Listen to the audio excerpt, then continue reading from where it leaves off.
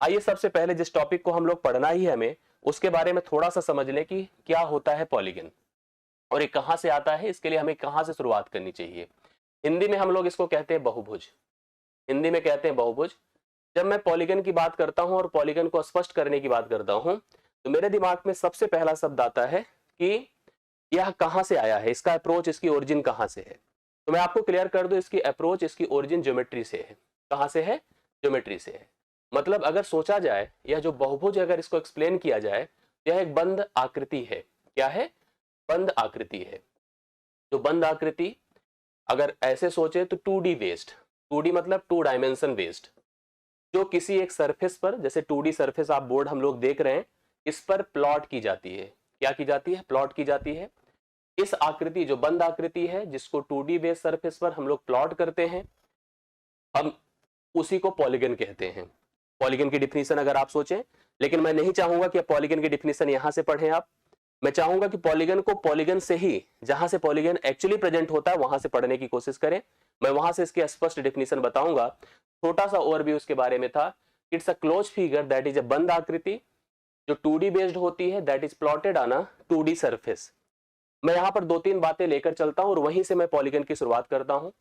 एक शब्द जो हमारे पास नजर आया है वो है आकृति, इसको आप फिगर कहते हैं। आकृति बेसिकली फिगर है। जो फिगर आमतौर पर हम लोग ज्योमेट्रिकल पैटर्न से अगर चलें तो हमें दो प्रकार से नजर आते हैं। एक 2D नजर आता है, दूसरा 3D नजर आता है। बट अगर फिगर की भी ओरिजिन, अगर इसके क्रिएशन अर्थात इसकी बनावट की बात की जाए, इसकी बनावट टोटली डिपेंड करती है ज्योमेट्री पर। किस पर डिपेंड करती है? ज्योमेट्री पर, अर्थात ज्यामिति पर डिपेंड करती है। मतलब अगर यह आकृति है तो यह ज्यामिति से आई है, और अगर यह बंद है तो पहले आकृति है, और अगर यह पॉलीगन है तो पहले बंद आकृति है। मतलब कुल मिला के अगर हम पहले की बात करें तो हमें थोड़ा सा एक्सप्लेनेशन चाहिए इसके बारे में, जहां से इन चीजों की शुरुआत होती है। तो मैं पॉलीगन को बताने से पहले कुछ बातें बेसिक ज्यामिति की जरूर बताऊंगा। मैं आप सभी से कहूंगा पेन कॉपी ले लीजिए और जो जो शब्द मैं लिखते जाऊं उसको आप लोग स्पष्ट नोट करते चले जाइए। आइए थोड़ा सा 2 से 4 मिनट की चर्चा हम लोग ज्योमेट्री पर कर लेते हैं। किस पर कर लेते हैं? ज्योमेट्री पर कर लेते हैं, जिसको हम लोग कहते हैं ज्यामिति। आपने अक्सर ज्योमेट्री का खौफ देखा होगा परीक्षाओं में। पढ़ने के दौरान आपको लगता होगा कि ज्यामिति यार बड़ा टफ चैप्टर होता है, बड़ा कंफ्यूजन भी देता है, बड़े फिगर ईगर का अरेंजमेंट है, हम बड़े कंफ्यूज होकर के इसको पढ़ नहीं पाते प्रॉपरली। आपके दिमाग में हमेशा आता है, ये आता है कि नहीं? आता होगा, स्पष्ट आता होगा, इसमें कोई डाउट दो राय नहीं है। मैं आपको बताऊं कि ज्यामिति है क्या। ज्योमेट्री को थोड़ा सा एक्सप्लेन किया जाए तो दो शब्दों से बना एक कॉम्बिनेशन होता है, जियो प्लस मिट्रियान। जियो प्लस मिट्रियान। जियो को हिंदी में कहते हैं अर्थ। क्या कहते हैं? अर्थ। अर्थ को हिंदी में क्या कहते हैं? जियो को हिंदी में नहीं, अंग्रेजी में ही अर्थ कहते हैं। और हिंदी में क्या कहते हैं? पृथ्वी। मिट्रियान का मतलब होता है मीजरमेंट। क्या होता है? मीजरमेंट। मीजरमेंट मतलब मापन। मैं फिर आपको बता दूं, पृथ्वी, पृथ्वी मतलब धरती जिसपे हम लोग रहते हैं, पर स्थित, पर स्थित जितनी भी ऑब्जेक्ट हैं, मतलब जितनी भी, देखिए दो चीजें हम लोग फील करते हैं, एक आकृति, दूसरा वस्तु। एक आकृति, दूसरा वस्तु की बनावट, की बनावट और संरचना, बनावट और संरचना का अध्ययन ज्यामिति के अंतर्गत किया जाता है। मतलब अगर हम किसी भी आकृति की बनावट सोच लें, उसकी संरचना सोच लें, उसकी पूरी प्लानिंग किसी मेन सब्जेक्ट टॉपिक से बेस्ड हो जाती है। मतलब हमें ज्यामिति बताती है कि हम पृथ्वी, पृथ्वी के सराउंडिंग में, पृथ्वी पर स्थित किसी भी प्रकार की आकृति या वस्तु। अब दो चीजें हमारे दिमाग में आई कि what about the figure and what about the object. मतलब आकृति क्या है और वस्तु क्या है। आकृति हमेशा एक 2D फिगर है। जैसे हम लोग अगर बोर्ड पे कुछ लिख देते हैं तो एक इमेज बनता है जिसको आकृति कहते हैं। जब हम कोई चीज उठा के कहीं रख देते हैं, बॉटल रखी है, हाथ में पेन लिया हूं, मैं खुद खड़ा हूं, एसी लगी हुई है, टीवी लगी हुई है, आप भी पेन कॉपी उठाए हैं हाथ में, ये सब जो चीजें हम लोग यूज करते हैं वो सब ऑब्जेक्ट हैं, वस्तुएं हैं। देखा जाए तो भी एक फिगर का ही बृहद अर्थात उसका अलग मेजरमेंट स्वरूप है। इसको हम लोग ऑब्जेक्ट कहते हैं। आमतौर पर यह 3D होती है। हर प्रकार की आकृति की बनावट, संरचना का अध्ययन ज्यामिति के अंतर्गत किया जाता है। इसके अगर हम मेन इन्वेंटर की बात करें तो एक साइंटिस्ट थे जिनका नाम था यूक्लिड। आपने सुना होगा Euclid. He was called the father of geometry. उन्हें हम लोग क्या बोलते थे? फादर ऑफ ज्योमेट्री, अर्थात ज्यामिति के पितामह बोले गए कौन? यूक्लिड। यूक्लिड को ज्यामिति का पिता बोला गया। इन्होंने ही ज्यामिति का अप्रोच हमें दिया और ज्यामिति से संबंधित जितनी भी एक्टिविटीज है उसको करने में हमें एक अप्रोच, एक कॉन्सेप्ट प्रोवाइड किया। हम लोग इसलिए इनको यूक्लिड को फादर ऑफ ज्योमेट्री बोलते हैं। मतलब कुल मिला के इन्होंने कहा कि हम ज्यामिति के अंतर्गत किसी भी प्रकार की आकृति का अर्थात फिगर का मैनेजमेंट, फिगर की संरचना, फिगर की बनावट, फिगर के अप्रोच, फिगर से संबंधित हर प्रकार का जो भी अरेंजमेंट है उनकी डिस्कशन, उनकी चर्चा, उनकी परिचर्चा, उन पर प्लानिंग किया करते हैं। ये आप ध्यान से सोचिएगा। फिर मेरे दिमाग में आया, ये जो आकृतियां होती हैं ये आमतौर पर कैसी होती हैं और इनके अंतर्गत क्या क्या चीजें मुख्य होती हैं। तो कुछ बातें हमें और स्पष्ट समझ में आई कि जैसे आकृतियां, ध्यान से सुनते जाइएगा, हम जो रियलाइज करेंगे, जो डिसाइड करेंगे, वो सबसे पहले तो हम दो प्रकार से करेंगे। कहें भैया ये 2D हो सकती हैं, 3D हो सकती है, अर्थात दो में हो सकती हैं, त्रिविमीय हो सकती हैं। अब इनके बारे में तो आपको बताने की आवश्यकता नहीं कि 2 विमीय कौन हो गई, 3 विमीय कौन हो गई, मतलब 2 डायमेंशनल कौन है और 3 डायमेंशनल कौन है, आप सब समझते हैं। Plotted figure on a board, on a copy, जो रिटन वर्क है, रंगोली आप बना दीजिए, जो सरफेस पर बिल्कुल ऊंचाई पर नहीं होती है, जो प्लॉट होती है इंक से, मार्कर से, पेन से, वो सब कुछ आपकी क्या है, एक मतलब 2 डायमेंशनल फिगर है, 2D फिगर है। और जो रखी जाती है, जो उठाई जाती है, जिसका उपयोग किया जाता है, वो 3 डायमेंशनल फिगर है। आप एग्जाम्पल के तौर पर कई सारे एग्जाम्पल फील कर सकते हैं, हमने जैसे अभी आपको बताया ही एग्जाम्पल के तौर पर। अब अगर हम इनके आधार पर आकृतियों की बनावट को दो प्रकार से डिवाइड कर दें तो हमें 2D और 3D नजर आया। मैं आपको कंफर्म कर दूं कि हमारा पूरा पाठ्यक्रम, जितनी भी पढ़ाई लिखाई हम लोग ज्यामिति के अंतर्गत करते हैं, उन सब के लिए हमारा 2D पर्याप्त है। मतलब हम अपने पूरे पाठ्यक्रम में 2D फिगर की ही बनावट, संरचना की बात करते हैं। हाँ, एक बात और मैं कंफर्म कर दूं कि जब हम कभी आयतन, जब हम कभी कैपेसिटी की बात करते हैं, फिगर की बनावट के अप्रोच को ना पढ़ करके उसका उपयोग करने की बात करते हैं, तो हम 3D फिगर भी यूज करते हैं। लेकिन उस समय हमें हमारी जिम्मेदारी केवल कैपेसिटी से लेकर के, उनकी क्षमता से लेकर के, उनके सरफेस एरिया से लेकर के, उनमें कितना मेटल लग रहा है, कितनी धातु लग रही है, इसके उपयोग तक ही सीमित रह जाते हैं। हम 2D पर बनावट, संरचना की बात करते हैं, इसलिए हम 2D फिगर को ही फोकस करते हैं ज्यादातर। फिर दिमाग में और रखिए एक दो बातें, इसको अगर हम कैटेगराइज करें और अन्य प्रकार से, तो दो अन्य फिगर हमारे जनरेट होते हैं। एक होता है ओपन, जिसको हम कहते हैं खुली आकृति, और एक होता है क्लोज्ड। ध्यान से देखते जाइएगा हर बात को, इसको कहेंगे बंद आकृति। खुली आकृति का मतलब ऐसा होता है कि जब आप फिगर को ऐसे जस्ट, अब फिगर का मतलब कुछ भी अगर रख दिया ऐसे बोर्ड पर, मैंने रख दिया तो ये भी फिगर है। इसको इससे मिलाकर ऐसे खींच दिया तो ये भी फिगर है। इसको मिला के ऐसे मिला दिया, ये भी फिगर है। तो फिगर तो है, चाहे जिस प्रकार से बनाते जाइए। फिगर विदाउट रीजन, अगर विदाउट रीजन है, मतलब क्षेत्रफल उसका नहीं है, तो उसको हम लोग क्या कहेंगे, उसको हम लोग ओपन फिगर कहेंगे, जिसका क्षेत्रफल ज्ञात नहीं किया जा सकता। जैसे हम ऐसे जनरली बना दे, अगर आपने कंप्यूटर पढ़ा होगा तो आप पेंट ब्रश उपयोग में लाते होंगे, जब हम 2-3 लाइन मिला के उसमें कलर भरते हैं तो कभी कभी देखिए कलर स्पेसिफिक हो जाता है, किसी लोकेशन पे आ जाता है, या कलर बाहर निकल जाता है। तो जब क्षेत्रफल ही निश्चित नहीं है, वो असीमित बढ़ सकता है, तो वह ओपन है। हाँ, जब रीजन प्लॉटेड होते हैं, क्लोज्ड होते हैं, ऐसे क्लोज्ड होते हैं, तो उसको हम बंद आकृति कहते हैं, इसको कहते हैं विथ रीजन, अर्थात इसका हम क्षेत्रफल निकाल सकते हैं। इसकी भी अपनी लिमिटेशन होती है, अभी मैं आपको स्पष्ट बताता हूं। चाहे आकृति 2D हो, 2D में भी अगर ओपन हो या क्लोज्ड हो, तो ओपन या क्लोज के बारे में आपको थोड़ा सा यहाँ पर अवेयरनेस होनी आवश्यक है कि एक्चुअली ओपन क्या है जो विदाउट रीजन है, एक्चुअली क्लोज क्या है जो विथ रीजन है। मतलब इसमें विदा क्षेत्रफल नहीं कर सकते, इसमें क्षेत्रफल हम ज्ञात कर सकते हैं। ये दो बातें आपको कंफर्म हो जानी चाहिए।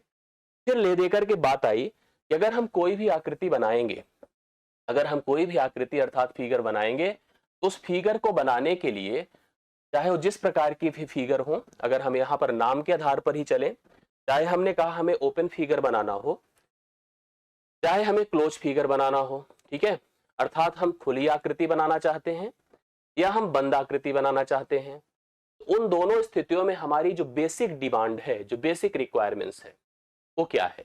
आप अगर फिगर बनाना ही चाहते हैं तो आपको जरूरत किसकी किसकी पड़ती है। हमें जरूरत मुख्यतः कुछ चीजों की जो पड़ती है, प्लीज इसको पॉइंट कर लीजिए, उन चीजों के बारे में जान लीजिए। सबसे पहली आवश्यकता हमारे पास होती है पॉइंट की। किसकी होती है? पॉइंट की, अर्थात बिंदु की। फिर दूसरी आवश्यकता हमारे पास होती है लाइन की, जिसको आप रेखा कहते हैं, और तीसरी आवश्यकता हमें होती है एंगल की। ठीक है, एंगल की, जिसको आप कोण कहते हैं। अब आप कुछ बातें समझिए। हमारे सरफेस पर कहीं एक स्पॉट ऐसे बना दीजिए जिसकी ना तो कोई लंबाई हो, ना कोई चौड़ाई हो, ना कोई ऊंचाई हो। उसको हम लोग क्या कहते हैं? बिंदु। ठीक है, ऐसे बना दीजिए, बिंदु हो गया। अब ऐसे रख दीजिए पेन से अपनी कहीं पर जहां पे है आप, तो हो गया बिंदु, पॉइंट हो गया। ना कोई उसकी लेंथ है, ना ब्रेथ है, ना कोई थिकनेस है, जस्ट अ पॉइंट। ये पॉइंट है, but it's also a figure. यह भी एक आकृति है, लेकिन एक किसी फिगर के निर्माण की सबसे मूलभूत इकाई है, सबसे प्रारंभिक इकाई है। सबसे शुरुआत में हमें एक बिंदु ही चाहिए, जब रख देते हैं तो प्लॉट हो जाता है, वह भी एक फिगर बन जाता है। दो बिंदुओं को मिला देते हैं तो रेखा बन जाती है। जैसे ही हम दो बिंदुओं को ऐसे मिला दें, एक लाइन अर्थात रेखा बन जाती है। और अगर हमने सीधी लाइन मिलाया तो इसको हम सरल रेखा कहते हैं। सरल स्ट्रेट लाइन भी कह सकते हैं हम लोग, यहाँ पर लीनियर लेंथ भी कह सकते हैं, क्योंकि इसके दो प्रकार के अप्रोच हो जाते हैं रेखाओं के। एक आपका लीनियर हो जाता है, जो सीधी सरल रेखा है। एक कर्व्ड हो जाता है, जो वक्र रेखी है। वक्र रेखी, जैसे आपने अगर याद होगा तो आपने पैराबोला पढ़ा होगा। सर्कल बेसिकली, ऐसे छोटा एग्जांपल समझ लीजिए, जैसे ऐसे फिगर आपका बन जाए इस फिगर लाइन का उपयोग करते हुए, तो कर्ड लाइन है। और सीधी रेखा का उपयोग करते हुए आयत बन जाए, त्रिभुज बन जाए, वर्ग बन जाए। स्ट्रेट लाइन का उपयोग करते हुए, लीनियर लेंथ का उपयोग करते हुए, तो उसको हम सीधी सरल रेखा कहते हैं। लेकिन जानना दो चीज आवश्यक है, दो बिंदुओं को मिलाने से रेखा बनती है, दिमाग में रखते जाइएगा। रेखाओं का जो उपयोग होता है, अगर उसको हम इंक्लाइंड कर दे, एक दूसरे से मिलाते हैं। जैसे आप ऐसे समझिए, अगर एक रेखा ऐसे थी, एक रेखा ऐसी बनी हुई थी, उस रेखा के इस शीर्ष बिंदु से, यहां भी बिंदु था, एक और रेखा ऐसे पास कर दे, अर्थात उनके बीच एक झुकाव जनरेट कर दे, इंक्लिनेशन जिसको कहते हैं, तो वहां से एक कोण बनता है। क्या बनता है? कोण। तो आपने तीन बातें पढ़ी। कोई भी फिगर के लिए तीन चीजें आवश्यक होती हैं। क्या? सबसे पहले बिंदु। ठीक है, जैसे आपने कभी याद होगा आपको, हम लोग बचपन में मैगजीन देखते थे, न्यूज़पेपर आते थे, तो लिखा जाता था बिंदु को बिंदु से मिलाइए। जब बिंदु को बिंदु से मिलाते थे तो कोई आकृति बन जाती थी, कभी शेर बन जाता था, कभी भालू, कभी चीता, कभी आदमी ही बन जाता था। तो बिंदु को बिंदु से मिलाते थे सरल रेखाओं का उपयोग करते हुए। तो बिंदु से बिंदु को मिलाने पर रेखा, रेखाओं के परस्पर झुकाव को कोण। मतलब हमें किसी भी आकृति को बनाने के लिए इन्हीं तीन चीजों की आवश्यकता होती है। ज्योमेट्री में सबसे पहले इन्हीं तीन के बारे में एक्सप्लेन किया जाता है। अब हमारे इन तीनों का उपयोग करते हुए हमने एक आकृति का निर्माण कर दिया। चलिए, इन तीनों का उपयोग करते हुए एक आकृति का निर्माण कर दिया। आकृति एक समय ओपन हुई, जब मैंने बताया विदाउट रीजन, तो उसको क्या कहते थे हम लोग? ओपन। विथ रीजन, उसको हमने कहा क्लोज्ड। हमको जो पढ़ना है एक्चुअली वह यह है कि जो क्लोज्ड फिगर होते हैं उनको हम कहते हैं पॉलीगन। ध्यान से देखते जाइएगा। मतलब जो बंद आकृति होती है उन्हीं को हम कहते हैं पॉलीगन, अर्थात उन्हीं को कहते हैं हम लोग बहुभुज। तो आप बहुभुज की डेफिनेशन अपनी कॉपी में नोट कर सकते हैं। किसी किसी सरल रेखीय, ध्यान से देखते जाइएगा, सरल रेखीय बंद आकृति को, बंद आकृति को बहुभुज कहते हैं। मेरी बातें आपके जहन में आ गई होगी, अगर कंफर्म हो गया होगा अभी तक बहुभुज का प्रोसेस।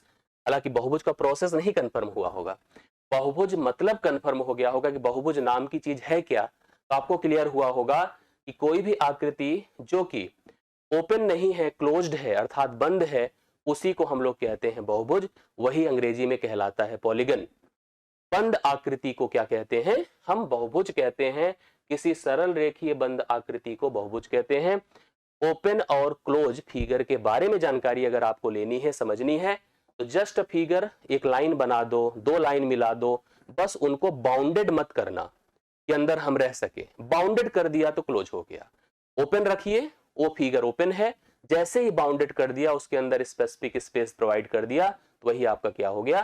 क्लोज फिगर हो गया, जिसको हम लोग हमेशा एक बहुभुज कहा करते हैं। आशा करता हूं इतना समझ में आया होगा। मुझे पूरा कंफ्यूजन, मतलब मुझे नहीं लग रहा है कि आपको किसी को यह बात कंफ्यूज कर रही होगी। अगर कर रही है तो प्लीज बता दें। एक बात मैंने कंफर्म कर दिया कि पॉलीगन है क्या। क्या पॉलीगन है? जिस चैप्टर को आप मेरे से आज पढ़ रहे हैं, वहां तक पहुंचने के लिए जिन जिन चीजों की मुख्य आवश्यकता थी वो मैंने आपको बता दी। ये है पॉलीगन जिसको हम आज पढ़ रहे हैं। हमने अभी बता दिया कि यह क्या है, ध्यान से देखते जाइएगा। यह एक क्लोज्ड फिगर है, यह क्लोज्ड फिगर है। कुछ बातें समझते जाइएगा, अर्थात एक बंद आकृति, बंद आकृति है। अगर बंद आकृति है तो रीजन, रीजन मतलब एक तरह से हम कह सकते हैं कि बाउंडेड लाइन का उपयोग होता है, बाउंडेड लाइन का उपयोग होता है। एरिया निकाला जा सकता है, क्षेत्रफल निकाला जा सकता है। एरिया देखिए मैंने क्या क्या बताया, क्लोज फिगर है, बाउंडेड लाइन का उपयोग होता है, एरिया निकाला जा सकता है, और सबसे एक इंपॉर्टेंट बात, लीनियर लाइन का उपयोग किया जाता है, अर्थात सरल रेखा का उपयोग किया जाता है। जैसे अब हाँ, एक चीज और सबसे इंपॉर्टेंट, जो सबसे इंपॉर्टेंट इसकी बात है वो ये है कि कम से कम, कम से कम 3 रेखाओं, रेखाओं के उपयोग से, उपयोग से बहुभुज की शुरुआत होती है, बहुभुज की शुरुआत होती है। अर्थात बहुभुज बनाने के लिए हमें कम से कम 3 रेखा की जरूरत है। अगर आपको बहुभुज निकालना है, बनाना है, तो आपको मिनिमम 3 लाइंस रिक्वायर्ड है। जैसे आप सोचिए, एक बिंदु है, क्या बहुभुज है? नहीं। क्या ये लाइन बहुभुज है? नहीं। क्या 2 लाइन से बहुभुज बना सकते? नहीं। हाँ, कम से कम हमें 3 रेखाओं का उपयोग करेंगे, हम लोग कराएंगे, तभी जाकर के एक बहुभुज का निर्माण हो पाएगा। यह आपके लिए नोट करने वाला बिंदु है कि हम अगर 3 लाइन आपको देंगे मिनिमम, तब जाकर आप बना पाओगे बहुभुज। ये आपको पॉइंट करना है।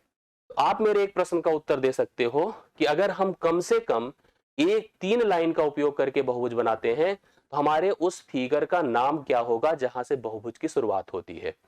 3 लाइन अर्थात 3 रेखाओं से घिरी पहली आकृति आपकी कहलाती है ट्रायंगल। ट्रायंगल जो कि हिंदी में त्रिभुज कहलाती है, जो कि फर्स्ट पॉलीगन है, first specified hole marked polygon है। पहला पॉलीगन कौन है? त्रिभुज है। त्रिभुज को हम लोग पहला क्लोज फिगर अर्थात पॉलीगन कहते हैं। इसी के बाद से त्रिभुज का बनना, इसी के बाद से बहुभुज का बनना प्रारंभ हो जाता है। अब यहीं से हम लोग बहुभुज की डिसाइडिंग नेचर पर चलते हैं कि कौन कौन से फिगर हमारे बहुभुज हैं, जो अब किस पर बेस्ड हो गए हैं? रेखाओं पर बेस्ड हो गए हैं। रेखाओं पर बेस्ड फिगर को हम बहुभुज अब कहना शुरू कर देंगे। आइए थोड़ा सा नामकरण कर दिया जाए। हमने कहा साइड्स के बिहाफ पर हम बहुभुज का नाम डिसाइड करते हैं, साइड्स, और उनका नेम ऑफ द पॉलीगन क्या है, ध्यान से देखते जाइएगा। साइड अगर हमारे पास 3 है तो यहीं से बहुभुज की प्लानिंग होगी। अगर 3 है तो इसको हम कहेंगे ट्राइंगल अंग्रेजी में, हिंदी में इसको हम त्रिभुज कहेंगे। ध्यान से देखते जाइएगा। अगर आप फिगर भी बना दीजिए तो फिगर ऐसे देखिए त्रिभुज का बन गया। 4 लाइन है तो इसको हम कहेंगे क्वाड्रिलैटरल, क्वाड्रिलैटरल। क्वाड्रिलैटरल को हिंदी में क्या कहेंगे? चतुर्भुज। अर्थात हम 4 रेखाओं का उपयोग करके सभी प्रकार के चतुर्भुज बना सकते हैं। 5 लाइन का उपयोग अगर आप करेंगे पेंटागन कहलाता है। पेंटागन को पंचभुज कह सकते हैं, ठीक है।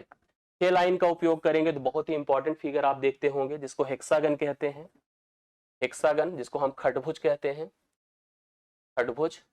7 लाइन का उपयोग करते हैं तो हेप्टागन कहलाता है, हेप्टागन कहलाता है, जिसको हम सप्तभुज कहते हैं। 8 लाइन का उपयोग करेंगे ऑक्टागन कहलाएगा, अष्टभुज कहेंगे। 9 लाइन का उपयोग करेंगे नोनागन कहलाएगा, नौभुज कहेंगे। 10 लाइन का उपयोग करेंगे डेकागन कहलाएगा, दसभुज कहेंगे। इसी तरह से हम आगे जाएंगे तो हमें एन साइडेड पॉलीगन प्राप्त होता है, जो कि 10 साइड का भी उपयोग करके बनता है, 15 साइड का भी उपयोग करके बनता है, 20 साइड का भी उपयोग करके बनता है। तो कुल मिला के हम फिगर में रेखाओं के आधार पर किसी एक बहुभुज का नामकरण करते हैं।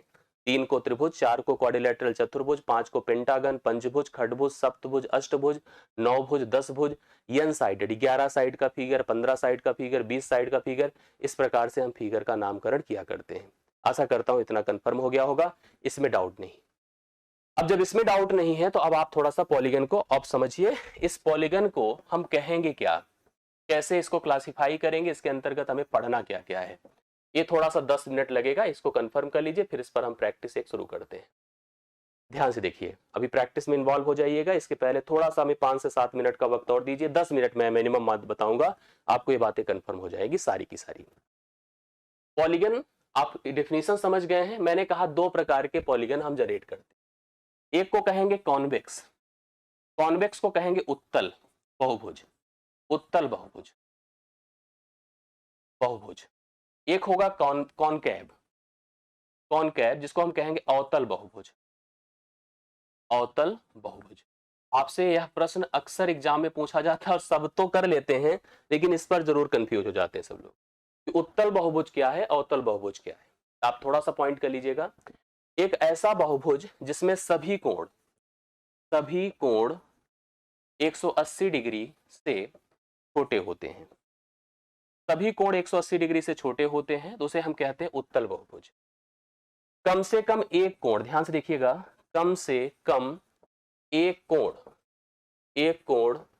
180 डिग्री से अधिक, 180 डिग्री से अधिक तथा 360 डिग्री से कम होता है, उसे हम अवतल बहुभुज कहेंगे। मतलब मैंने कहा कि एक ऐसा बहुभुज जिसमें सभी के सभी कोण 180 डिग्री से अगर छोटे हैं, उसे हम उत्तल बहुभुज कहेंगे। कम से कम एक कोण अगर 180 डिग्री से ज्यादा 360 डिग्री से कम होता है, तो उसे हम अवतल बहुभुज कहेंगे। यह आपसे अक्सर पूछा जाता है और इसमें हम अक्सर कंफ्यूज होते हैं। मुझे पूरा भरोसा है कि अगर आपने इसको समझा है तो इसको समझ गए होंगे, क्लियर हो गया होगा। आशा करता हूं स्पष्ट हुआ है। ये दो बातें आपको समझ में आनी चाहिए। ये पहली कैटेगरी मैंने कंफर्म कर दी। यस, दूसरी बात, अब आगे बढ़िए। अब इसी पॉलीगन की एक और कैटेगरी में आपको स्पष्ट बताता हूं, ध्यान से देखते जाइएगा सब कुछ। ये सारी बातें आपको आज कंफर्म हो जानी चाहिए। देखिए, बहुभुज की दो कैटेगरी और हम निर्धारित कर देते हैं, वो भी आपके लिए बहुत ही आवश्यक है। एक बहुभुज कहलाएगा रेगुलर। क्या कहलाएगा? रेगुलर। रेगुलर को हम, अब एक होगा इरेगुलर। दो प्रकार से बहुभुज बने। रेगुलर को हम कहेंगे नियमित, या हिंदी में हम इसको सबसे ज्यादा जो कॉमन वर्ड होता है वो होता है समबहुभुज।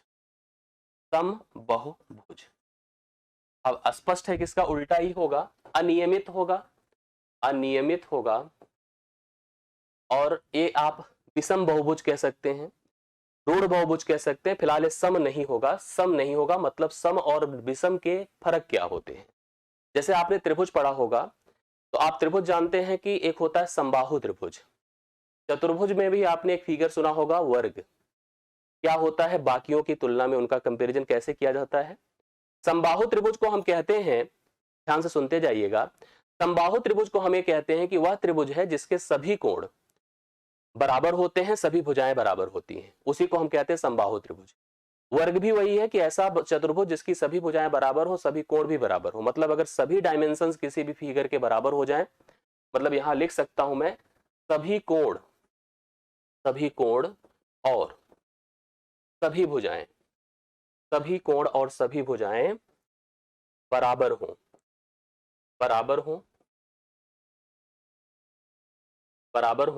तो वह समबहुभुज कहलाता है। जैसे मैं एग्जाम्पल के तौर पर आपको बताना चाहूं तो आप नोट भी कर सकते हैं। एग्जाम्पल के तौर पर जैसे हम लिख सकते हैं, समबाहु त्रिभुज है जिसको आप अंग्रेजी में इक्विलैटरल ट्रायंगल बोलते हैं। स्क्वायर है जिसको आप वर्ग बोलते हैं, स्क्वायर है। रेगुलर हेक्सागन सुना होगा आप लोगों ने, इसको हम समबहुभुज कहते हैं। ऐसे फिगर हैं जिनकी सभी भुजाएं और सभी कोण बराबर होते हैं, उनको हम रेगुलर पॉलीगन अर्थात समबहुभुज या नियमित बहुभुज बोलते हैं। उल्टा हो जाएगा कि सभी भुजाएं और सभी कोण, सभी भुजाएं और सभी कोण समान नहीं होते हैं। ये पॉइंट आप नोट कर सकते हैं। जैसे कि आप नॉर्मली कोई त्रिभुज बना दें, नॉर्मली कोई चतुर्भुज बना दें जिसमें सभी भुजाएं सभी कोण बराबर नहीं है, उसको हम इरेगुलर अनियमित कहते हैं। जिसमें सभी भुजाएं सभी कोण बराबर होते हैं, उनको हम रेगुलर पॉलीगन अर्थात हम समबहुभुज या नियमित बहुभुज कहते हैं। ये दो बातें आपको कंफर्म कर लेनी चाहिए बहुभुज से संबंधित। मुझे पूरा भरोसा है, पूरा विश्वास है कि आपको ये बातें समझ में आ गई होंगी और कंफर्म हुई होगी, तो आप मुझे बताइए। अब आगे बढ़ता हूं, इनके बारे में कुछ जो मेन फैक्ट है उसको मैं आपको कंफर्म करने जा रहा हूं। मेन फैक्ट, अब ये मेन फैक्ट बहुत इंपॉर्टेंट है, इनको आप ध्यान से सुनते जाइएगा, समझते जाइएगा। मेन फैक्ट में हम फॉर एनी पॉलीगन की बात करते हैं। फॉर एनी पॉलीगन का मतलब ये होता है कि कोई भी बहुभुज है, अगर कोई भी बहुभुज है उसकी कुछ बातें आपको कॉमन वे में समझनी चाहिए। बहुभुज चाहे रेगुलर है चाहे इरेगुलर है, कुछ बातें उन सब की कॉमन होती, जैसे सभी आंतरिक कोणों का योग, सभी आंतरिक कोणों का योग। कोई भी पॉलीगन होगा मतलब हम कह सकते हैं अंग्रेजी में सम ऑफ ईच इंटीरियर एंगल। जो सभी आंतरिक कोणों का योग होगा, अगर आप कंफर्म कर सके तो बता दीजिए। आमतौर पर इसको मैं कहता हूं 2n माइनस 4 इंटू 90, बट थोड़ा सा अगर हम सिंप्लीफाई कर दें, हम दो कॉमन कर लें तो दो कॉमन होके 90 से गुणा हो जाएगा। इसको हम लिख सकते हैं n माइनस 2 इंटू 180। ये होता है किसी भी बहुभुज, चाहे वो सभी हमारे रेगुलर हो चाहे इरेगुलर हो, कैसे भी हो, किसी भी प्रकार के हो, उनके सभी आंतरिक कोणों का जोड़ जो होता है वो n माइनस 2 इंटू क्या होता है 180 होता है। एग्जाम्पल के तौर पर आप समझिए, जैसे आप त्रिभुज में जानते हैं सभी अंतः कोणों का जोड़ 180 अंश होता है। त्रिभुज में भुजाएं 3 होती हैं। अगर मैं 3 की बात करूं, 3 माइनस 2 गुणे अगर मैं 180 कर देता हूं तो देख लीजिए आपको उत्तर मिलेगा 180। चतुर्भुज सुना होगा आप लोगों ने, चतुर्भुज में भुजाएं 4 होती हैं। मैं 4 माइनस 2 गुणे अगर मैं 180 कर देता हूं तो 2 गुणे 180 360 डिग्री हो जाएगा। चतुर्भुज के सभी अंतः कोणों का जोड़ 360 हो गया।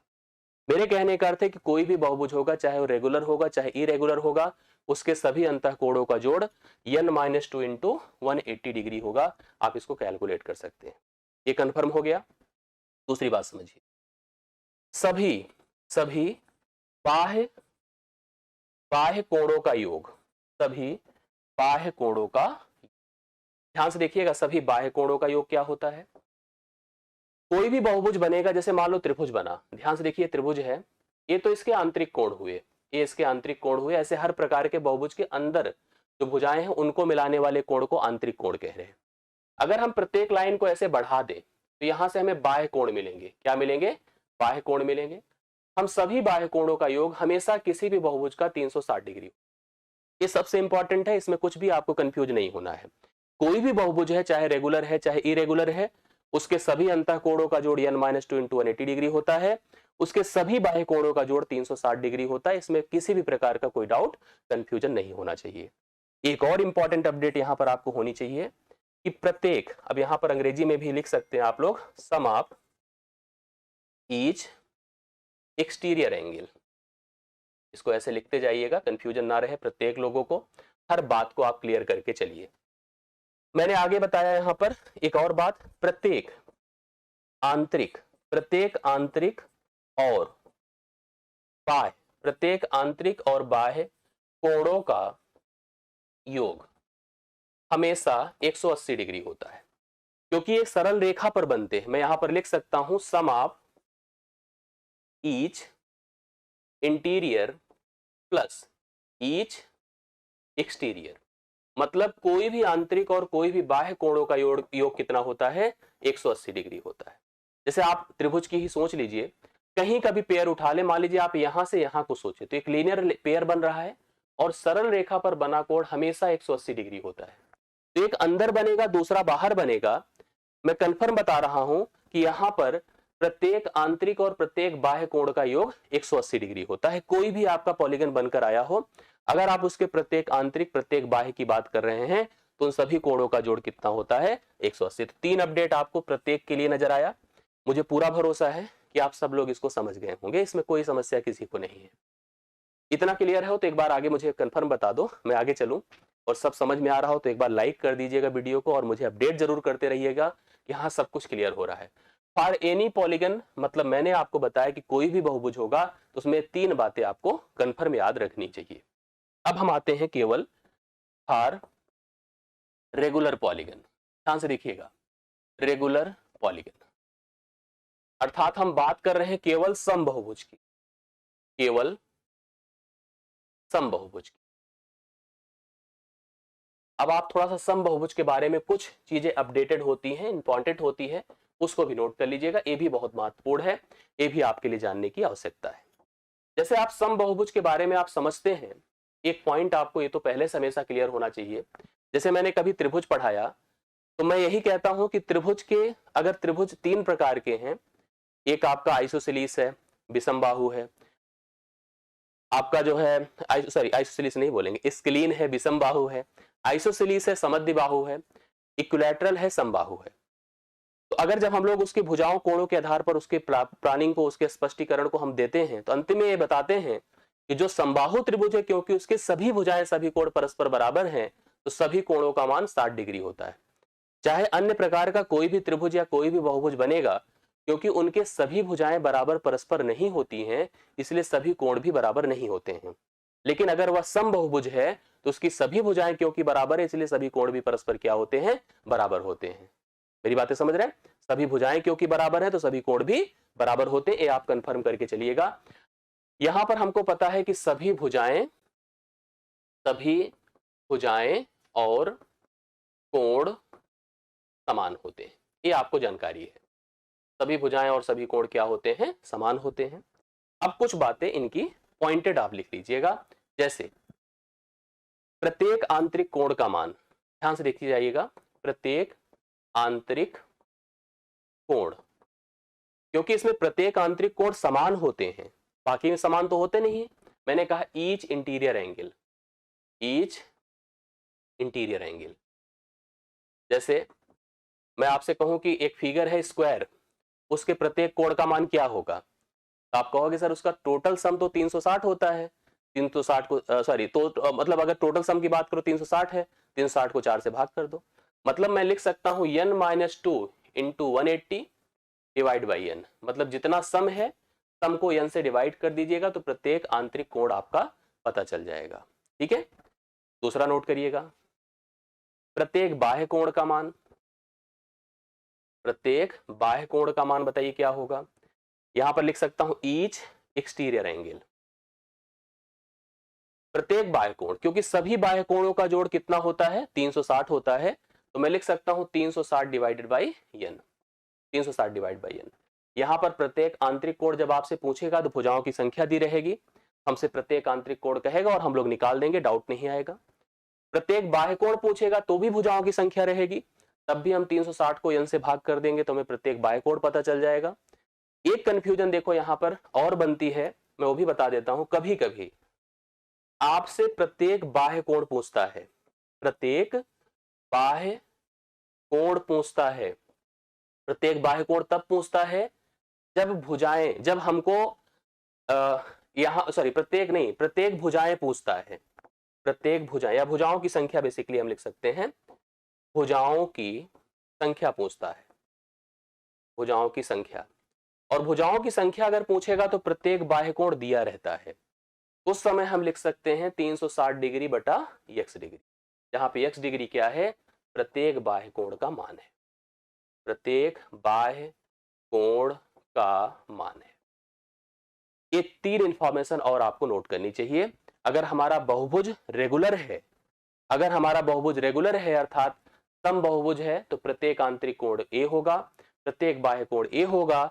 इन केस अगर हमें प्रत्येक बाह्य कोण दिया है तो हम भुजाओं की संख्या 360 degree divide by x degree कर सकते हैं, तो हमें प्रत्येक भुजाओं की संख्या भी पता चल जाएगी। ये भी बात आपको कंफर्म हुआ होगा, मुझे पूरा भरोसा है कि यहां भी आपको क्लियर बातें समझ में आई होगी। एक और इंफॉर्मेशन हमें देना आवश्यक लग रहा है, वो भी मैं आपको दे देता हूं कि जैसे मान लीजिए त्रिभुज को छोड़ दीजिए, जैसे आप देखो त्रिभुज है, आपने एक फिगर, एक वैल्यू जानते होंगे जिसको कहते हैं डायगोनल, डायगोनल सुना होगा आप लोगों ने। डायगोनल को कहते हैं विकर्ण। विकर्ण मतलब एक ऐसी रेखा होती है जो विपरीत बिंदुओं को मिलाती है, विपरीत बिंदुओं को मिलाने वाली रेखा होती है, विपरीत बिंदुओं को मिलाने वाली रेखा है। अब जैसे अगर त्रिभुज है, त्रिभुज में कोई विकर्ण नहीं बनता क्योंकि कोई विपरीत बिंदु होता ही नहीं, सबके सब ऑलरेडी एडजॉइन होते हैं। पर जब चतुर्भुज होता है तो उसमें विपरीत बिंदु बनते हैं, जैसे कि आप इसको इससे मिलाएं, इसको इससे मिलाएं तो 2 डायगोनल बने। ऐसे अगर पेंटागन है, ध्यान से देखिएगा, तो पेंटागन की बात अगर करो तो पेंटागन में देखो आप प्रत्येक बिंदुओं को मिलाएं, इसको इससे मिलाएं, इसको इससे मिलाएं, इसको इससे मिलाएं, इसको इससे मिलाएं, इसको इससे, तो 5 डायगोनल बने। तो हमसे एक चीज हमको यहां पर पता होनी चाहिए कि विकर्णों की संख्या, विकर्णों की संख्या क्या होती है, नंबर ऑफ डायगोनल्स जिसको कहते हैं, नंबर ऑफ डायगोनल्स।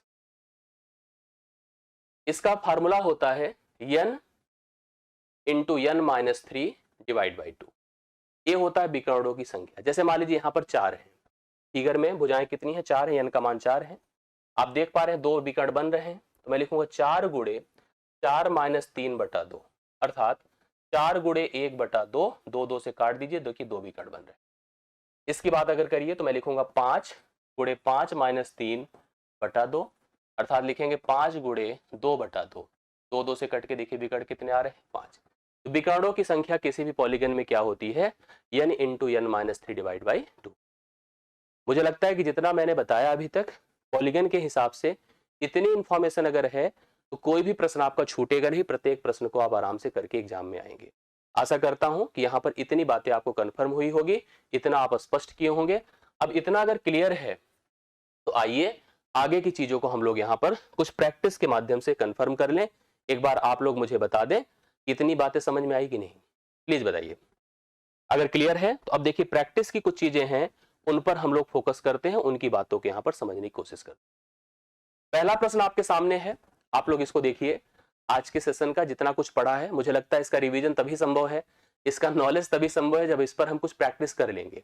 और प्रैक्टिस अगर कर लेंगे तो ये आपका पूरा टॉपिक आज के ही दिन कंप्लीट हो जाएगा। आज के दिन आप किसी भी परीक्षा के लिए 1 अंक जरूर तैयार कर लेंगे, इससे और मान के चलिए, चाहे वो आपका किसी भी सेंट्रल लेवल का एग्जाम हो, स्टेट का हो, बहुभुज से संबंधित प्रश्न हर परीक्षा में आता ही आता है। और अगर आता है तो आपको यहाँ पर जितना कुछ पढ़ा उसका उपयोग यहाँ पर दिखाना है, और आप सक्रियता तेजी के साथ दिखाओ प्रश्नों को हल करते हुए। किसी खंडभुज के सभी आंतरिक कोणों का मान बताइए। मुझे आप सभी बताओ खंडभुज में भुजाओं की संख्या कितनी है, n बराबर 6। अभी अभी हम लोगों ने डिस्कस किया कि हमें अगर किसी भी रेगुलर पॉलीगन या कोई बहुभुज जनरली है तो उस बहुभुज के सभी कोणों का सम क्या होता है। तो सम का फार्मूला आपने पढ़ा n माइनस 2 इंटू 180, यही पढ़ा हम लोगों ने। n की जगह पे 6 है तो 6 माइनस 2 गुणे 180 कर दीजिए, तो 6 मतलब 2, 4 गुणे 180 कर दीजिए, 18 चौके 72 होता है, 720 720 डिग्री। प्रत्येक लोगों ने हमें आंसर दिया है, डी ऑप्शन राइट सोल्यूशन है। 720 इज द राइट सोल्यूशन। पहला ऑप्शन, पहले प्रश्न का डी ऑप्शन करेक्ट हल हो जाएगा। क्लियर है, 720 डिग्री, यस। दूसरा प्रश्न देखिएगा, सेकंड क्वेश्चन। आप सभी लोग जो लोग कर सकते हैं प्लीज इसका आंसर बताओ। एक पंचभुज, पंचभुज मतलब पेंटागन, n बराबर 5 हो गया, n बराबर क्या हो गया, 5। 5 तो भुजाएं हैं कि आंतरिक कोणों में जो मान है देखो कौन कौन सा है, 130 डिग्री है, 85 है, 108 डिग्री है, 82 डिग्री है। मतलब हमें 4 कोण दिए गए, 4 कोण दिया गया है। तो पांचवें कोण का मान बता दीजिए कि what is the fifth angle, मतलब पांचवा कोण कितना होगा। आपको एक बार प्लीज बताइए कि सब लोग यहां पर, अगर हम 5 टोटल भुजाएं हैं तो इसका अपना सर्टेन योग होगा, सम होगा। उस सम में 4 कोणों का मान अगर दिया गया है तो पांचवा निकालने के लिए पहले बताओ सम क्या होगा। सम के लिए आप क्या करेंगे, 5 माइनस 2 गुणे 180, मतलब 3 गुणे 180, अर्थात आप कह सकते हैं 540 डिग्री। मतलब इनके सभी कोणों का जोड़ कितना होगा, 540।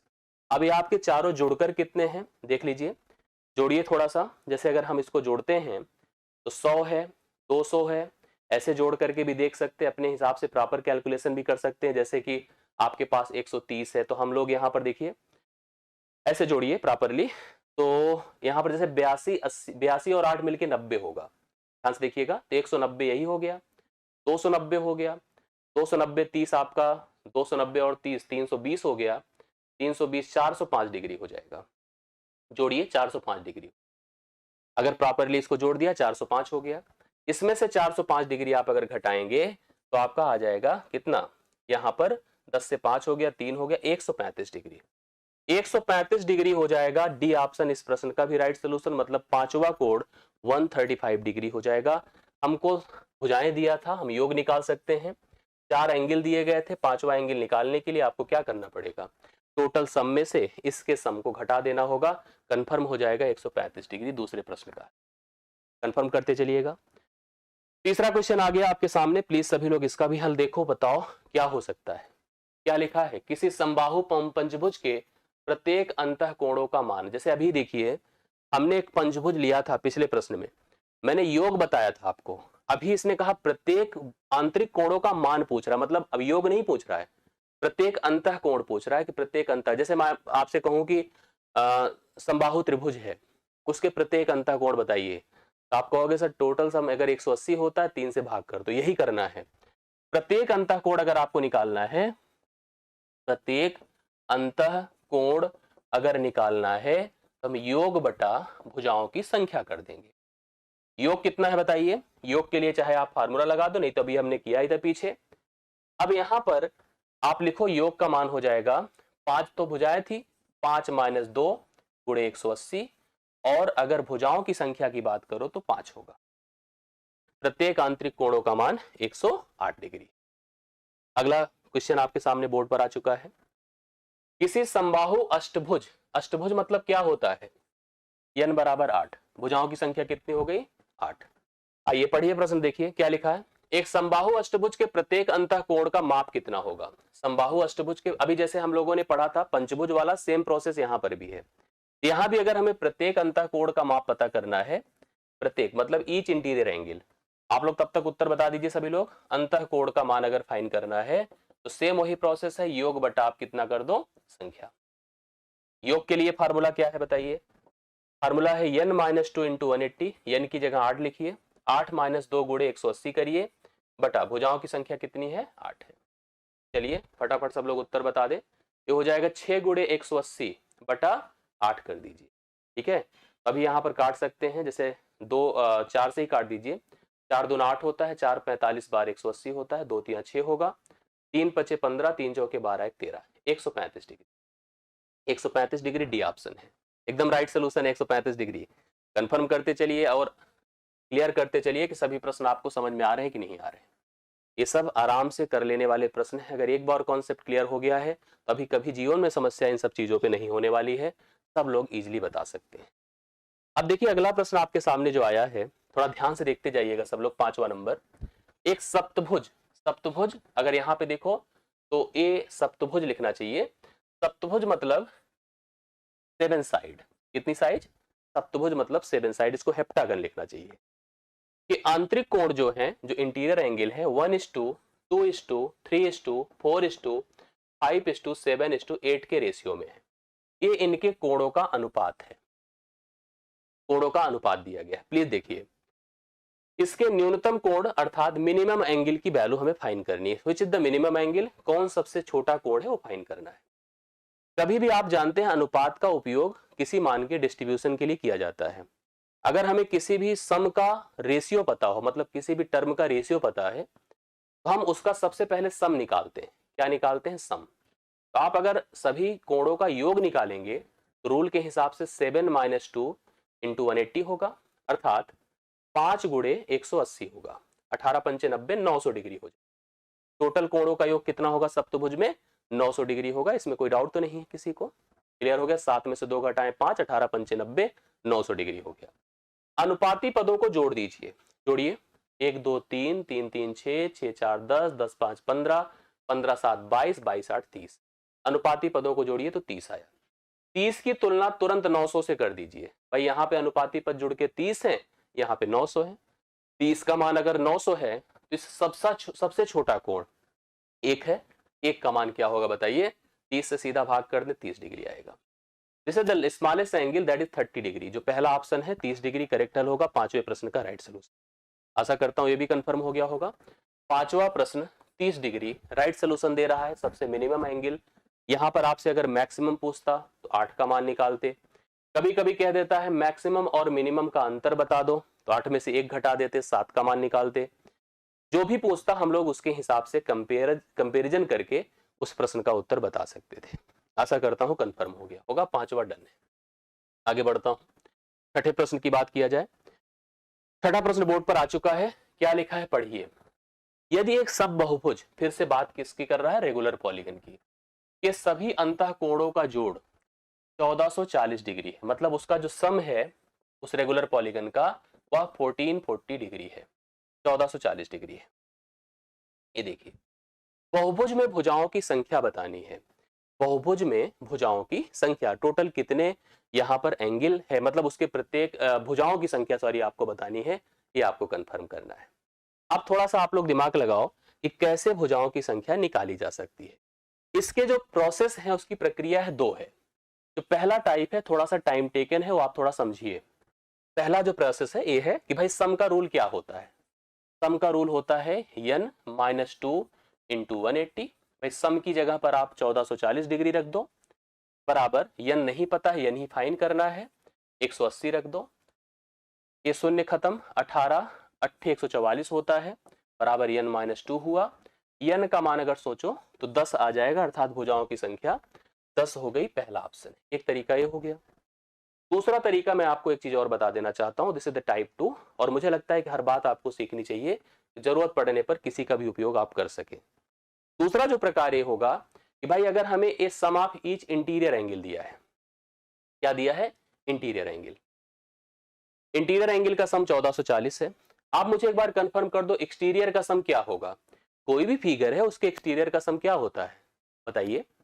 किसी भी फिगर के एक्सटीरियर का सम हमेशा क्या होता है? 360 डिग्री होता है। कितना होता है? 360। कोई भी फिगर होगा उसके एक्सटीरियर का सम हमेशा 360 होगा। आप थोड़ा सा और सोचने की कोशिश करिएगा कि हम कैसे इस प्रोसेस को और समझ पाएंगे, जिससे कि हम इस प्रश्न का उत्तर आपको दे सके।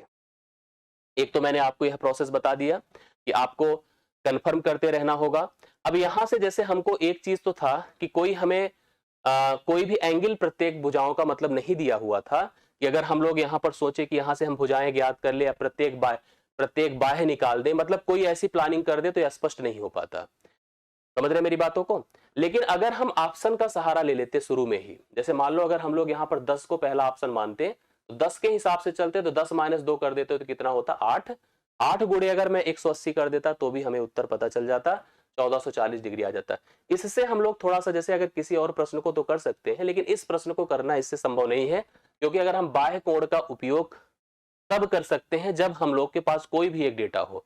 यहां पर हमें इंटीरियर का सम पता हो जाए, एक्सटीरियर का सम पता हो जाए, हम एक दूसरे प्रकार से कर सकते हैं, लेकिन वो आपके लिए इजी नहीं होगा, उसको छोड़ दीजिए। हम यहाँ पर ऑप्शन का उपयोग कर ले तो मेरे ख्याल से ज्यादा अच्छा होगा। बाकी एक्सटीरियर इंटीरियर के हिसाब से समीकरण बना के भी किया जा सकता है, लेकिन उसका उपयोग यहाँ पर बेहतर नहीं होगा। यह प्रोसेस भी आपके लिए अच्छा ही है, इसमें कोई दिक्कत नहीं है। क्लियर है? समझ में आई बात है कि नहीं? यस।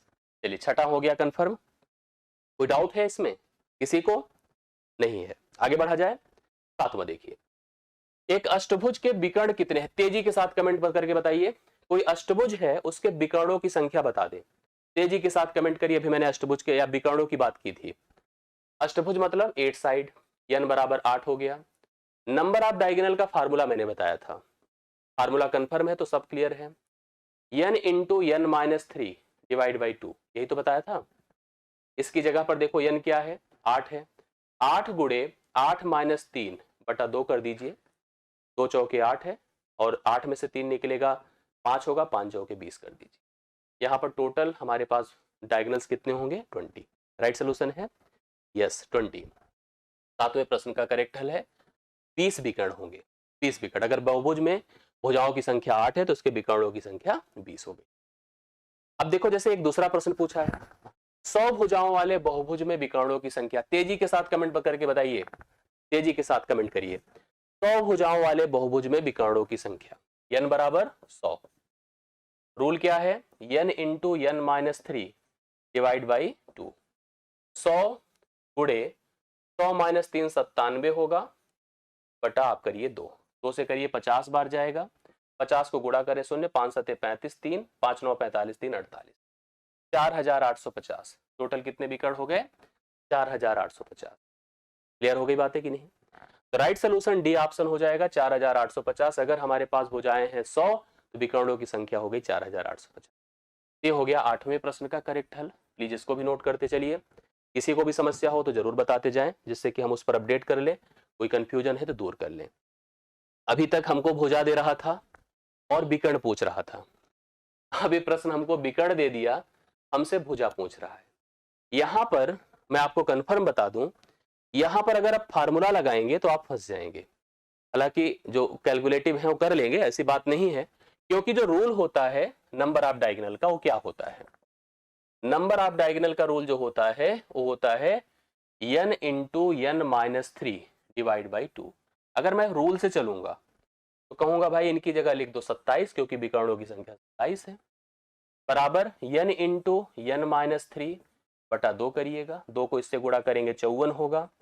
n इंटू n - 3 होगा। फिर लिखेंगे n वर्ग - 3n, और 54 भी इधर जाएगा, -54 बराबर 0। बन गया एक द्विघात समीकरण।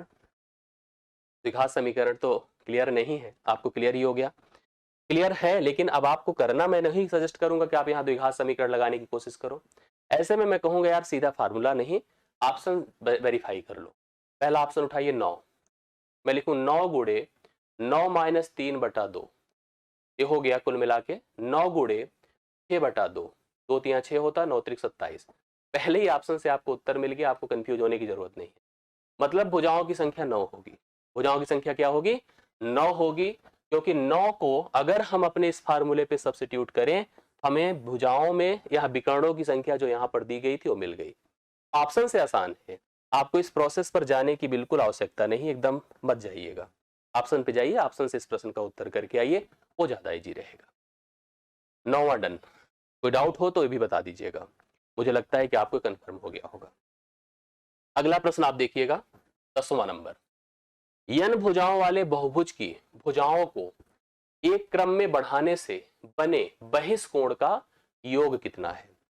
मैंने आपको बताया कि अगर कोई भी बहुभुज बनेगा, चाहे वो त्रिभुज हो, चाहे चतुर्भुज हो, चाहे पंचभुज हो, चाहे खडभुज हो, किसी भी प्रकार का हो, इसने हमसे कहा कि अगर भुजाएं n है और हम उसकी भुजाओं को आगे बढ़ा रहे हैं, तो जो बहिष्कोण अर्थात एक्सटीरियर एंगल बन रहे हैं, उनका सम क्या होगा, किस स्थिति में कितना होगा, मुझे आप लोग फाइनली बताइए। और आपने हमेशा पढ़ा था, मैंने शुरू से बताया कि चाहे वो रेगुलर हो चाहे इरेगुलर हो, कैसा भी बहुभुज है, उसके सभी भुजाओं का जोड़ कितना होता है? 360 डिग्री होता है। कितना होता है? 360। ऑप्शन अगर बात करिए तो 360 को अगर मैं, जैसे इसमें सब में समकोण में डिस्ट्रीब्यूट करने की बात की गई है, एक समकोण होता है 90 डिग्री, एक समकोण 90 से कितना गुणा करने पर यह आपका 360 हुआ? तो कन्फर्म है 4 गुणा करने पे। तो मेरा कहना हो गया कि 4 समकोण के बराबर होगा। कोई भी बहुभुज होगा, उसकी भुजाएं अगर n है, चाहे जितनी भी हैं, अगर उसकी भुजाओं को हम बढ़ा करके बहिष्कोण अर्थात एक्सटीरियर एंगल निकाल रहे हैं, तो हमेशा सभी बहिष्कोणों का जोड़ अर्थात sum of exterior angle will always be 4 into right angle, अर्थात 4 समकोण के बराबर होगा। बी ऑप्शन 10वें प्रश्न का आप लिख सकते हैं। 10वां प्रश्न बी ऑप्शन है, कंफर्म कर लीजिए, इसमें कोई शंका कंफ्यूजन आपके मन में इसको लेकर के भी नहीं होनी चाहिए। आशा करता हूं क्लियर हो गया होगा। क्लियर है ये सब? आगे बढ़ा जाए, 10वां हो चुका है, 11वें पे चले आइए। 11वां, किसी बहुभुज, अब ध्यान से देखिएगा, किसी बहुभुज के बाह्य तथा अंतः कोणों का अनुपात 1:4 है। बहुभुज के बाह्य तथा अंतः कोणों का अनुपात 1:4 है। बहुभुज की भुजाओं की संख्या हमको बतानी है। बहुत बढ़िया प्रश्न है। देखिए, हमसे इसने बोला बाह्य, बाह्य तथा अंतः का अनुपात कितना दिया है? 1:4। बाह्य मतलब एक्सटीरियर और अंतः मतलब इंटीरियर का रेशियो कितना है? 1:4 है। आपको एक अपडेट हमने स्टार्टिंग में बताया कि हमेशा बाह्य प्लस अंतः, बाह्य प्लस अंतः क्या होगा? 180 डिग्री होगा। हमेशा कोई भी बहुभुज बनेगा, उसके बाह्य और अंतः कोणों का योग कितना होगा? 180 डिग्री होगा। इसको कंफर्म आप समझ लीजिए, जानते ही हैं। यहां पर बाह्य और अंतः का अनुपात दिया है, अनुपाती पदों को जोड़ दीजिए। जैसे अभी हम एक जगह अनुपात का डिस्ट्रीब्यूशन आपको कराए थे, 1:4 जोड़ दीजिए तो कितना हो गया? 5। मैं इस अनुपाती योग को कंपेयर करूंगा 180 से, मतलब क्योंकि सम कितना है? 180 है, यही बोला है। अब ध्यान से देखते जाइएगा जो जो बातें मैं आपको बता रहा हूं। 5। अच्छा, एक चीज दिमाग में रखिए, हमसे लास्ट में पूछा क्या है? भुजाओं की संख्या। भुजाओं की संख्या कैसे निकलेगी? भुजाओं की संख्या को निकालने के लिए कई तरीके हैं। अगर हमें सभी आंतरिक कोणों का जोड़ पता हो या सभी बाह्य कोणों का जोड़ पता हो, क्योंकि हमें सभी बाह्य कोण तो पता है, सभी बाह्य कोणों का योग पता है, सभी बाह्य कोणों का योग हमेशा आपको क्लियर है 360 है। अगर हमें प्रत्येक बाह्य पता चल जाए, प्रत्येक बाह्य पता चल जाए, हम 360 से प्रत्येक बाह्य को, 360 को प्रत्येक बाह्य से भाग कर देंगे, हमें भुजाओं की संख्या पता चल जाएगी। आपको यही करना है यहां पर इस प्रश्न के लिए। बाह्य और अंतः कोणों का अनुपात पता था, अनुपाती पदों को जोड़ दिया, जोड़ करके 160 से कंपेयर किया, एक्सटीरियर एंगल निकालने जा रहा हूं। 1 बराबर 5 या 15, 5 अंक 20, यही आपका प्रत्येक बाह्य। अगर ये प्रत्येक बाह्य है, ध्यान से देखिएगा, तो आपको प्रत्येक बाह्य कंफर्म है, तो भुजाओं की संख्या, भुजाओं की संख्या अगर आपको निकालना है, तो संख्या निकालने के लिए आप लिख दो 360 डिग्री बटा 36 डिग्री, 36 से भाग कर दिए 10 हो जाएंगी भुजाएं। कितनी हो जाएंगी? 10, जो कि पहला ऑप्शन है। देखिए डिपेंड करता है कि हम किस मेथड का उपयोग यहाँ पर कर ले जिससे कि हमारा प्रश्न इजीली हल हो जाए। हमसे यहाँ पर लास्ट में भुजाओं की संख्या पूछा था। मेरे पास दो तरीके थे भुजाओं की संख्या को निकालने के लिए। हम सभी आंतरिक कोणों के योग से निकाल सकते हैं, सभी बाह्य कोणों के योग से निकाल सकते हैं। यहाँ अच्छा ये था कि हमें बाह्य और आंतरिक का अनुपात पता था, बाह्य आंतरिक का अनुपात पता था। योग हमको ऑलरेडी पता है, ये कॉमन है सबके लिए 180। मैंने बाह्य कोण निकाल लिया, बाह्य कोण से मैंने 360 को भाग दिया, मुझे कंफर्म हो गया कि भुजाएं कितनी है, हमें आंतरिक कोण की जरूरत नहीं पड़ी।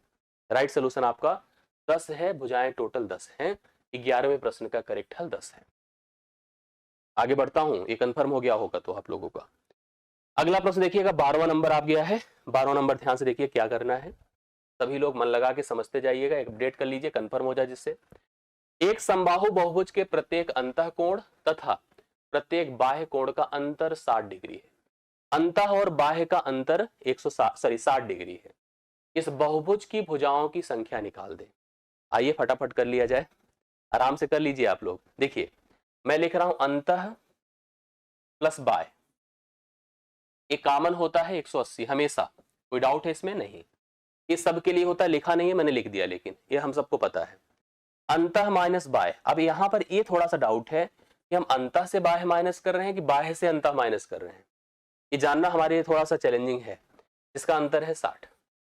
अब हम दोनों का मान निकाल सकते हैं। अब इसमें हमें कंफर्म नहीं है कि अंतः निकलेगा कि बाह्य निकलेगा, ये थोड़ा सा हमारे लिए चैलेंजिंग होगा, वो भी अभी कंफर्म हो जाएगा, उसकी टेंशन बिल्कुल मत लीजिए। जब भी कभी दो पदों का जोड़ पता हो, दो पदों का अंतर पता है, आप एक बार जोड़कर 2 से भाग कर दीजिए, एक बार घटा के 2 से भाग कर दीजिए, दोनों के मान आ जाएंगे। अगर हम जोड़ के 2 से भाग करते हैं तो 180 60 240 बटा 2 होगा, अर्थात 120 होगा। और अंतर कर दीजिए, 180 में से 60 घटा दे 60 बटा 2 होगा। मतलब देखिए ध्यान से मेरी बात को, जब भी कभी दो पदों का योग पता हो, दो पदों का अंतर पता हो, एक बार जोड़कर 2 से भाग करिए, एक बार घटाकर 2 से भाग करिए, घटा के 2 से भाग करिए, तो आपको दोनों मान पता चल जाते हैं। मतलब उनमें से एक कोण 60 होगा, दूसरा 120 होगा। एक कोण 60 होगा, दूसरा 120 होगा। भुजाओं की जो संख्या होती है वो 360 बटा बाह्य होती है।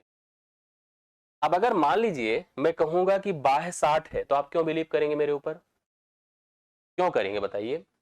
या मैं 120 कहूं तो आप क्यों बिलीव करेंगे? ये बिलीव हम कराएंगे ऑप्शन से। मैं अगर 120 से भाग करता हूं, 360 बटा 120, क्या 3 कहीं ऑप्शन में है? नहीं है, मतलब यह बाह्य नहीं है, यह आंतरिक है। ये कंफर्म हो गया आंतरिक कोण है।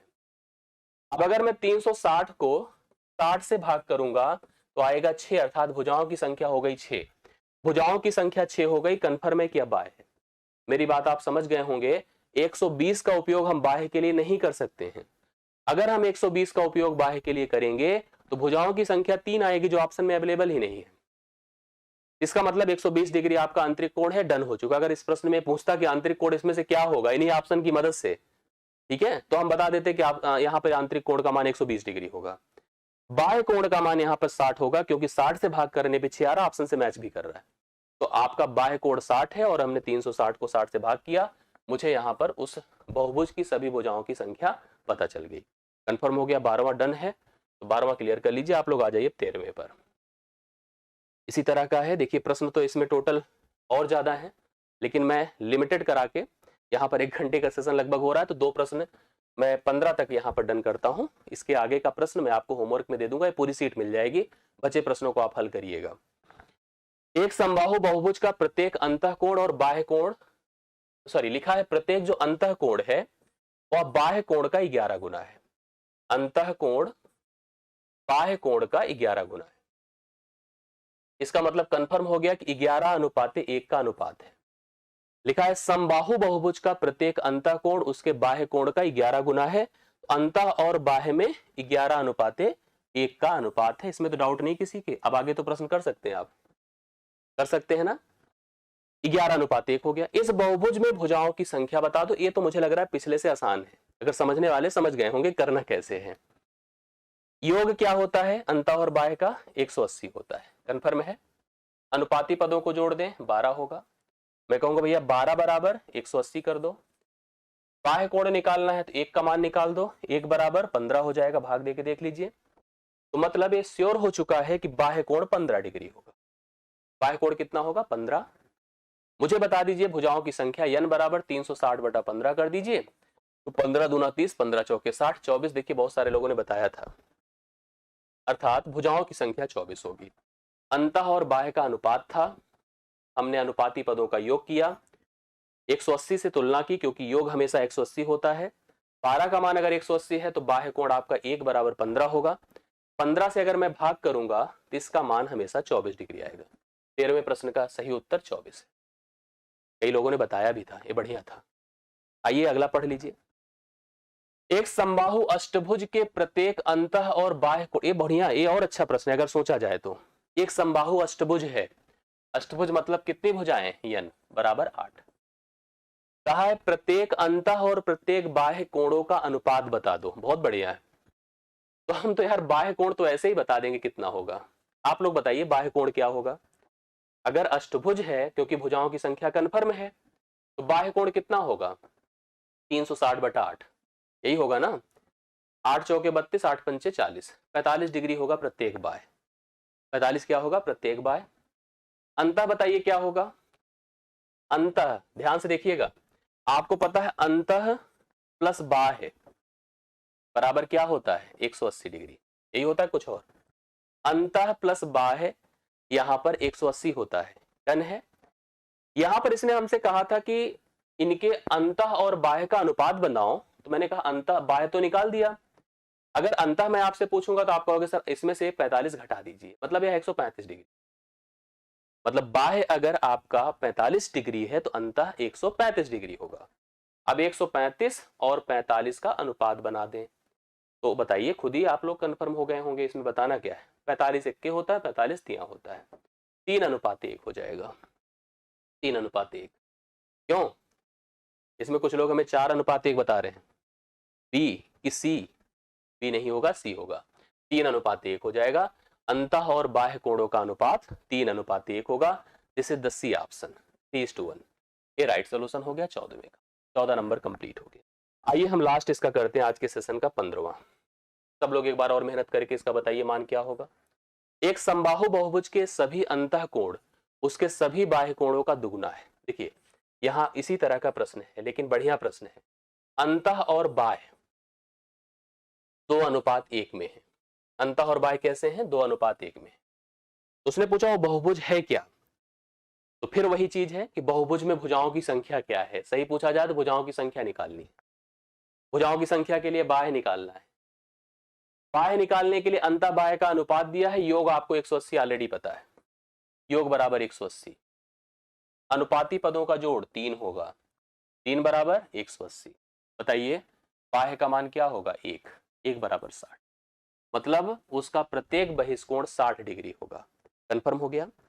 अगर प्रत्येक बहिष्कोण 60 है तो भुजाओं की संख्या हो जाएगी 360 बटा 60 अर्थात 6। अगर भुजाओं की संख्या किसी बहुभुज में 6 है तो उसका नाम क्या बताएंगे आप लोग बताइए। अष्टभुज बोलेंगे नहीं, सप्तभुज बोलेंगे नहीं, खंडभुज बोलेंगे, अर्थात सी ऑप्शन इस प्रश्न का उत्तर होगा। खंडभुज सी ऑप्शन राइट सोल्यूशन होगा, हेक्सागन कहलाएगा। क्या हो गया इस प्रश्न का करेक्ट हल, सी ऑप्शन आप लोग नोट कर सकते हैं।